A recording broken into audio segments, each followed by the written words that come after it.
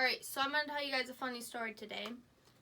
My grandparents used to live on a farm that had a private lake on it, and every year the family would go camp by the lake. We'd go fishing, swimming, pontooning, playing games, just relaxing, doing the family stuff. One year, my grandparents decided that they wanted to fix the floating dock because it was sinking and it was just getting all moldy and gross.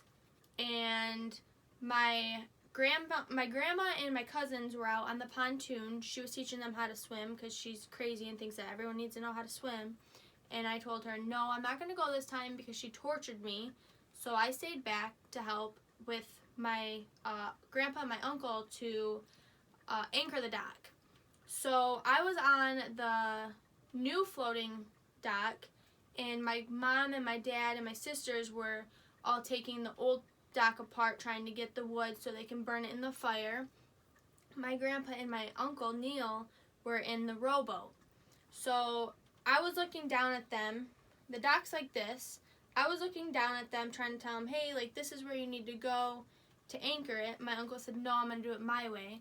And his way led to a bad thing. So he pulled on the dock thinking this is where I'm going to anchor it. The dock fell in, so I fell in. My uncle fell in because the dock obviously wasn't anchored on the other side, so he was grabbing, and then it just went down. My grandpa stayed in the boat somehow. Don't know how that happened. And my uncle was full clothed, had a cowboy hat on, cowboy boots on, and like I said earlier, I don't like the water because there's snapping turtles the size of dinner plates, there's snakes, there's seaweed, there's just all kinds of gross stuff that I don't like. And that's why I stayed back and thinking I wasn't going to get in the water. So I'm flailing around saying, oh my God, get me out, I need to get out, like, this is gross. And I was almost in tears because I was so scared. Everyone was laughing at me. They could even see me out there in the middle of the lake laughing at me. I'm like, no, seriously, someone get me out. Like, I'm panicking. And my uncle decides, all right, I'm going to look for my hat. And he's flipping out about his hat because he, some reason, is crazy about a hat. And he's sinking down. He's 6'4". He's sinking down into the muck. I'm flailing around. And I'm trying to pull onto the dock, and I'm falling back in because it's still not anchored on the other side. So I'm telling everyone, no, seriously, like, get me out, come on. They're still laughing. My grandma's coming from the middle of the lake with a pontoon, and she's saying, all right, I'll save you, I'll save you, I'll save you. And my uncle finally finds his hat. He's pushing me up onto the pontoon, or onto the dock, and I just lay there, and I want to cry, but I'm laughing because this is all kind of crazy that happened.